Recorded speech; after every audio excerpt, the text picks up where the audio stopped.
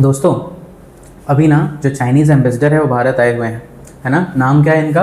तो जू फेइहोंग, ठीक है। इन्होंने आके बयान दिया कि भारत और चीन जो हैं वो फ्रेंड्स हैं, यानी दोस्त हैं। हम एडवर्सरीज नहीं हैं। हम क्या नहीं हैं? दुश्मन नहीं हैं, हम दोस्त हैं। चाइना के मुंह से ये सब बातें आपको अच्छी लगती हैं? पता नहीं, लेकिन जो अभी इंटरनेशनल पॉलिटिक्स या जो जियो पॉलिटिक्स जिस तरह से रूप ले रहा है, ये अभी काफ़ी इंटरेस्टिंग चल रहा है। हो क्या रहा था ना कि अगर आप देखें तो बीच में एक टाइम ऐसा आया था, लगभग आज से 3 साल अगर आप पहले की बात देखें, आफ्टर कोविड और you can say after the री election of Trump, things have taken a turn, but before that the situations were a little bit different. कैसे थे डिफरेंट? आप देखिए, क्योंकि इंडिया एक तरह से was tilted more towards US, है ना, in the first reign of Trump। उस समय पे याद होगा आपको, क्वाड बहुत फंक्शनल हो गया था, है ना। क्वाड फंक्शनल हो गया था, क्वाड प्लस बनाए जाने की बात हुई थी, बना भी था, है ना। क्वाड में कौन कौन सी कंट्रीज थी? तो यूएस, इंडिया, जापान और ऑस्ट्रेलिया। मैं लिख भी देता हूँ यहाँ पे, यूएस, इंडिया, जापान और ऑस्ट्रेलिया। और इनकी लड़ाई एक दूसरे ब्लॉक से थी जिसमें आते थे आपके चाइना, और इनके सहायक हैं ईरान, रशिया और कहीं ना कहीं पाकिस्तान, है ना। लेकिन चाइना और इंडिया के रिलेशंस में कहीं ना कहीं गिरावट आई। इंडिया ने कभी कोई भी साइड क्लियरली पकड़ा ही नहीं, है ना। नेहरू जी के टाइम से ही हमने एक अपना पक्ष हमेशा क्लियर रखा है कि भाई साहब, हम ना नैम के फॉलोअर्स हैं, हम नॉन अलाइनमेंट में मानते हैं, हम किसी भी साइड के तरफ अलाइन होकर नहीं रह सकते, यानी हम किसी एक तरफ नहीं रहते। तो इंडिया ईरान से भी अच्छे रिश्ते बना के रख रहा था। इंडिया के रशिया से हमेशा रिलेशंस आप देखें तो ठीक ही थे, लेकिन चाइना और इंडिया के बीच में रिलेशंस जो थे वो तनावपूर्ण हो रखे थे। कैसे? क्योंकि अगर आपको याद होगा 2017 में जो गालवान वैली है, यानी गालवान घाटी, वहाँ पे क्लैश हुए। अभी 2021 में इन्होंने फिर से कहाँ किया? तो लद्दाख किया, है ना। वहाँ के शख्सगम वैली जो है, इसका इशू अभी तक सॉर्ट आउट जो है वो नहीं हुआ है। बट अचानक से चाइना का ये टर्न ऑफ इवेंट, और अचानक से यू टर्न क्यों ले रहा है चाइना? क्या हुआ है? ऐसा कुछ स्पेशल हुआ है क्या? हाँ, हुआ है। क्या स्पेशल हुआ है कि यूएस जो है ना, इसमें ट्रंप ने अभी बयान दिया है कि इंडिया ने हमसे बहुत कमाया, अब हम रिकवर कर रहे हैं। इंडिया पे और बहुत सारी कंट्रीज पे उसने 12.5% क्या लगा दिया है सर? टैरिफ। रशिया को भी पता है और चाइना को भी पता है कि ये बिल्कुल एकदम करेक्ट टाइम है। इस टाइम पे इंडिया को अपनी तरफ खींचो। याद रखिएगा कि इंडिया ऐसा शहद है जिसके ऊपर ये मक्खियाँ भिनभिनाती रहती हैं। कभी भी इंडिया को नाराज़ करके कोई नहीं चलना चाहता, चाहे जो हो जाए, इंडिया को छोड़ना कोई नहीं चाहता। इसीलिए अगर आपने ये पहले वाला इसे वीडियो देखा होगा, तो रशिया ने ऑफर हमें क्या दिया कि आइए इंडिया साथ में मिलके Su-57 सुखोई Su-57 विमान जो है वो डेवलप करते हैं, है ना। इनफैक्ट उन्होंने बोला कि भारत के साथ मिलके हम एयर डिफेंस सिस्टम भी डेवलप करने को तैयार हैं। इंडिया रशिया के रिलेशंस बहुत पुराने हैं और उसको हम कंटिन्यू रखना चाहते हैं। चाइना भी इसी पेज पे आगे बढ़ना चाह रहा है और इस समय इंडिया को बोल रहा है कि दादा, हम फ्रेंड्स हैं, एडवर्सरीज नहीं हैं। इंडिया, चाइना और रशिया, ये तीनों के जो रिलेशंस हैं, इनका अच्छा होना बहुत ज़रूरी है इस वर्ल्ड में, ठीक। अब इस इवेंट को धीरे-धीरे शख्सगम वैली के बाद से इंडिया और चाइना आपस में कन्वर्सेशन नहीं कर रहे हैं। कोई भी बायलैटरल टॉक्स जो है वो नहीं हो रही हैं। अगर कहीं बातचीत हो भी रही है तो एक ट्राइलैटरल फोरम या कोई मल्टीलैटरल फोरम पे हो रही है, डायरेक्ट बातचीत नहीं हो रही है। इंडिया ने साफ साफ कहा है कि भाई साहब, पहले अपने जो फोर्सेस है उसको पीछे लीजिए, तब बातचीत की गुंजाइश होगी। अदरवाइज आप एक तरफ हमारे कनपट्टी पे बंदूक रखोगे और दूसरी तरफ सोचोगे कि आके हमसे गले मिलोगे। यार, हम ऐसा रिश्ता नहीं रखते हैं, आप रखते होंगे, हमसे ये सब उम्मीद मत कीजिए। तो अभी धीरे धीरे जो इन रिश्ते हैं ना, इन रिश्तों में हमें प्रोग्रेस होती हुई नज़र आ रही है। हमने पॉलिसी में थोड़ी शिफ्ट की चाइना ने, और हमने भी कनेक्टिविटी को हमने रिस्टोर किया है। डायरेक्ट फ्लाइट्स अगर आप देखें तो जो मेजर इकोनॉमिक हब्स हैं इंडिया के और चाइना के, इनके बीच में डायरेक्टली फ्लाइट जो थी, इनको रिज्यूम कर दिया गया है, डायरेक्ट फ्लाइट्स को। कैलाश मानसरोवर यात्रा को भी ऑफिशियल रीओपनिंग मिल गई है।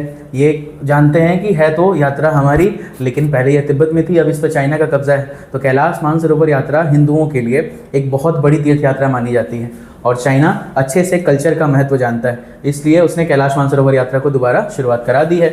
उसके बाद जो भी चाइनीज़ नेशनल्स इंडिया आएंगे, है ना, उनके लिए वीज़ा के नॉर्म्स को और वीज़ा के नियमों को थोड़ा हम लोगों ने लूज़ कर दिया है, थोड़ा ईज़ कर दिया है उसमें। इन्वेस्टमेंट के लिए भी हमने चाइना के ऊपर जो पहले बहुत सारे बॉटलनेक्स थे कि हाँ हम चाइनीज़ इन्वेस्टमेंट इंडिया में नहीं आने देंगे, चाइना इंडिया से नहीं कमा सकता, उसको भी धीरे धीरे हम की मैन्युफैक्चरिंग सेक्टर्स में उनके लिए हर्डल्स कम कर रहे हैं और चाइनीज़ इन्वेस्टर्स को इंडिया आने का हम न्योता दे रहे हैं। तो एक तरह से आप देखेंगे कि पॉलिसी में शिफ्ट तो हो रही है। अब शुरुआत कैसे हुई? गालवान वैली 2021 के बाद तो लड़ाई थी, तो हुआ कैसे कि कजान समिट हुई है 2024 में।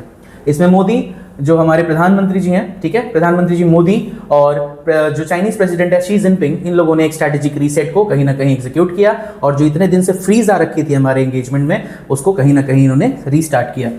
फिर आई है तियानजिन समिट 2025 में, इन लोगों ने कहीं ना कहीं जो टेंस स्टैंड ऑफ था उसको खत्म किया और न्यू लेवल ऑफ इंप्रूवमेंट की ओर बढ़ते हुए नजर आ रहे हैं। प्रैक्टिकल कोऑपरेशन की बातचीत की जा रही है।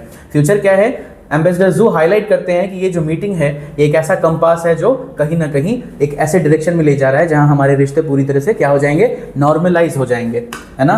देखिए चाइना एक ऐसा है दोस्त ना, आप उसको 100 बार माफ़ कर सकते हो, 100 बार गले लगा सकते हो और आपको फिर भी ये श्योरिटी होती है उसको गले लगाते वक्त कि ये मेरे पीठ पे छुरा मारेगा। याद करिए जब शिवाजी महाराज गए थे अफजल खान से मिलने, उनको अच्छे से नीयत पता थी कि अफजल खान मेरे साथ अच्छा नहीं करेगा, तो जैसे ही अफजल खान के वो गले लगते हैं तो अफजल खान जिसने अपनी गिरेबान में कहीं ना कहीं अगर आप देखेंगे एक खंजर वहाँ से निकाला और उसने शिवाजी की पीठ पे मारने की कोशिश की। तो शिवाजी तो समझदार थे, शिवाजी महाराज ने एक आयरन का ये पहन रखा था जो किसी न किसी तरह से वो भेद नहीं पाया, जो कवच को भेद नहीं पाया वो जो खंजर था। लेकिन फिर शिवाजी महाराज ने अपना वाघ नाक निकाला, वो जो टाइगर क्लॉज होता है ऐसे, और बिल्कुल बीच से फाड़ दिया अफजल खान को। ठीक उसी तरह हमें चाइना से सचेत होने की ज़रूरत है जैसे शिवाजी महाराज अफजल खान से थे, क्योंकि चाइना भरोसा उस पर किया ही नहीं जा सकता। ट्रस्ट डेफिसिट हमारे बीच में हमेशा रहेगी। चाइना हमेशा, आप जानते होंगे कि 5 फिंगर स्ट्रैटेजी है चाइना की, हमारा सिक्किम अरुणाचल सब पे वो कब्जा करना चाहता है ना। चाइना फुल्ली ट्रस्टेबल नहीं है क्योंकि हमारे बीच में स्ट्रक्चरल गैप्स भी हैं। याद रखेंगे चाइना एक तरफ बोलता है ना कि यार हमारे ट्रेड रिलेशंस और बाकी रिलेशन सब अच्छे रहने चाहिए, हम बोलते हैं यार अच्छे कैसे रहेंगे, पहले ये जो बॉर्डर में जो टेंशन है इसको खत्म करो ना, बॉर्डर की जो टेंशन है इसको खत्म करो। तो चाइना बोलता है नहीं, ये जितना भी खराब हो ये खराब नहीं होना चाहिए। हम बोलते हैं यार ये कौन सी समझदारी की बात कर रहे हो तुम, है ना, ये तुम खूब खराब रखो और यहाँ कोशिश करो कि हम इसको पूरी तरह से अच्छा रखेंगे, ऐसा पॉसिबल है नहीं, है ना। दोनों एक साथ नहीं चल सकता, आपको कहीं ना कहीं एक को फॉरगो करना पड़ेगा तब जाके आप इसको चलाएंगे। इंडिया बोलता है इसको आप नॉर्मलाइज कीजिए, चाइना बोलता है नहीं ये जैसा है वैसा ही रहेगा। तो हम कहते हैं भाई ऐसे में हम लोग नॉर्मलाइज करने की सोच ही नहीं सकते, लेकिन फिर भी कहीं ना कहीं एंगेज तो होना है, और एंगेज होना है लेकिन सचेत होकर होना है, क्योंकि चाइना ट्रस्टेबल नहीं है। ना चाइना हम पे ट्रस्ट करता है ना हम चाइना पे पूरी तरह से ट्रस्ट करते हैं। ट्रस्ट करके देखा था, चाचा नेहरू ने हिंदी चीनी भाई भाई का नारा दिया था, हर गली नुक्कड़ पे भारत में हिंदी चीनी भाई भाई बोलते थे, और चीनियों ने जितना हमें एक तरह से धोखा दिया, ऐसा धोखा तो हमें पाकिस्तान भी नहीं देता। वो तो नीच है, हमें पता है ना, उससे हम सचेत रहते हैं। लेकिन चाइनीज़ को तो हम दोस्त मानते थे, भाई बोला था, और भाई होकर अगर कोई धोखा देता है तो भाई दिक्कत तो होगी, सिंपल सी बात है। अब आते हैं एक्टिव डिप्लोमेसी पे, है ना। जो working mechanism for consultation and coordination है ये एक्टिवली मीट कर रही है ताकि जो डिलिमिटेशन और मैनेजमेंट है बॉर्डर फ्रिक्शन पॉइंट्स का, उसको सुचारू रूप से हम कहीं ना कहीं उस पर काम कर पाएँ। यानी जहाँ जहाँ जिस पॉइंट पे बॉर्डर को लेके या बॉर्डर के उस एरिया में जहाँ दोनों पक्ष कहीं ना कहीं आपस में भिड़ते हुए नजर आते हैं उसको मैनेजमेंट करना है, और वहाँ से हमें कहीं ना कहीं डिसएंगेज होना है, एक तरह से एक दूसरे से लड़ना नहीं है बल्कि साथ देना है, कोऑपरेशन की भावना लानी पड़ेगी। चाइना का स्टांस क्या है? चाइना कहता है और बिलीव करता है कि अभी पीसफुल और स्टेबल है। हम कहते हैं कि नहीं भाई, आप अपने जो सोल्जर्स हैं सक्सियोम वैली से वहाँ से पीछे करिए, हमें पूरी तरह से स्टेटस को मेंटेन करिए। हमारा जो स्टेटस था बिफोर 2021 आप वो मेंटेन करिए ना, है ना। लेकिन चाइना इस पर राजी होने को नहीं है, और इसी कारण कहीं ना कहीं ये इंटायर रिलेशनशिप हमारी स्टॉल हो जाती है। लेकिन वो बोल रहे हैं कि इस पे हमें रिलेशनशिप स्टॉल करने की ज़रूरत नहीं है, रोकने की ज़रूरत नहीं है, गिरावट आने की ज़रूरत नहीं है, हमें आगे बढ़ते रहना चाहिए, है ना। आगे अगर हम बायलैटरल डायलॉग मैकेनिज्म की बात करें, यानी आपस में जो द्विपक्षीय वार्ता होती है, इसके लगभग 50 साल पूरे हो गए हैं। एम्बेसडर जू ने एक तरह से कहा कि 50 ऑफिशियल मैकेनिज्म्स है हम दोनों के बीच में बातचीत करने के, है ना। बायलैटरल जो मैकेनिज्म है इसके तो एक तरह से हम कहीं ना कहीं 1951 से ही बातचीत कर रहे हैं चाइना से, है ना। तो इसके तो एक तरह से आप देखें तो 76 साल हो गए, लेकिन जू कहते हैं कि 50 से ज़्यादा डायलॉग के मैकेनिज्म हैं इंडिया और चाइना के बीच में, लेकिन maximum of them remain stalled. कुछ ना कुछ दिक्कतें आ ही जाती हैं। पब्लिक और मीडिया एक्सचेंज अपने ऑल टाइम लो पे है, जिस कारण हम लोगों के बीच में ट्रस्ट डेफिसिट हो रही है। हम एक दूसरे पे भरोसा ही नहीं कर पा रहे हैं, तो हमें पेशेंट डिप्लोमेसी लानी पड़ेगी ताकि हम गैप को ब्रिज कर पाएँ। हम एक दोनों के बीच में जो भी ट्रस्ट डेफिसिट है उसको हम ब्रिज कर पाएँ, है ना। अब अगर देखें ट्रेड और share development, economic ties are the biggest common denominator. याद रखिएगा, इंडिया चाइना से जितना भी झगड़ा कर ले, लेकिन आज भी चाइना इंडिया का लार्जेस्ट ट्रेडिंग पार्टनर है ना। यानी हम बहुत ज़्यादा डिपेंडेंट हैं चाइना के ऊपर फॉर आवर सर्वाइवल। मैं आपको ये नहीं कह रहा हूँ कि हाँ भाई बिना चाइना के आपका कोई एक सेक्टर गिर जाएगा। आप सर्वाइवल के लिए चाइना पे डिपेंडेंट है। आप आज के डेट में अपने आसपास चीज़ों को देखें ना, ये जिस बोर्ड पे मैं पढ़ा रहा हूँ ये भी मेड इन चाइना होगा, ये पेन भी मेड इन चाइना है।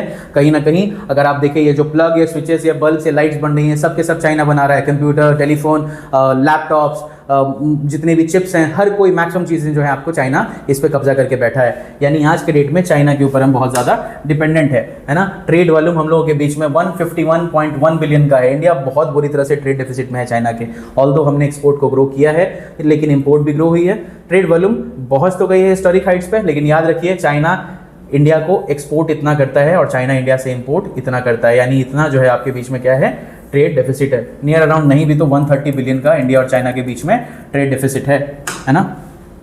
कॉमन डिनोमिनेटर क्या है हमारे, चाइना का गोल है चाइनीज मॉडर्नाइजेशन का और भारत का गोल है विकसित भारत 2047 का। तो एम्बेसडर जू कहते हैं कि डेवलपमेंट जो है ना, दोनों नेशन का, ये हम दोनों के बीच में बातचीत का मेजर क्राइटेरिया होना चाहिए। भारत को चाहिए कि वो अपने डेवलपमेंट के लिए कुछ करे, चाइना को चाहिए कि वो अपने डेवलपमेंट के लिए कुछ करे, और दोनों को डेवलप अगर होना है तो साथ में आना पड़ेगा, अलग अलग होकर डेवलप नहीं हो सकते दोस्तों, है ना। मल्टीलैटरल डायनामिक्स, भारत और चाइना अलग अलग फोरम्स पे भी साथ आते हैं। जो ब्रिक्स है यानी Brazil, Russia, India, China, south Africa, जो इन 5 लोगों ने मिलकर शुरू किया था, है ना। शुरू तो ब्रिक ही हुआ था, साउथ अफ्रीका ने बाद में ज्वाइन किया था। अब एक बहुत बड़ी संस्था हो गई, पहले 5 लोगों की थी। शंघाई कोऑपरेशन ऑर्गेनाइजेशन, अब इंडिया इसका मेंबर है। तो याद रखिएगा ये दोनों ऐसे प्लेटफॉर्म्स है जहाँ पे इंडिया और चाइना मिलते हैं, आपस में बातचीत करते हैं। और जब पूछा गया कि क्या प्रेसिडेंट शी जिनपिंग भारत आएंगे ब्रिक्स समिट के लिए, तो इस पे उन्होंने जू फियोंग ने कहा कि भाई साहब अभी प्रिपरेशंस ऑन गोइंग हैं, आप लोग जुड़े रहिए, क्या पता आ जाए, क्या पता नहीं आए, तो देखी जा रही है कि क्या होगा। लास्ट में उन्होंने कहा कि भाई साहब हम लोग पार्टनर्स हैं, राइवल्स नहीं हैं, है ना। तभी अगर हम आगे के अपने जो रास्ते हैं कॉशियस ऑप्टिमिज्म यानी पॉजिटिव अप्रोच के साथ अगर रखेंगे, तो ultimately India and China could do wonders together. अगर वीडियो अच्छी लगी हो, इन्फॉर्मेटिव लगी हो, तो लाइक सब्सक्राइब करना मत भूलिएगा। धन्यवाद।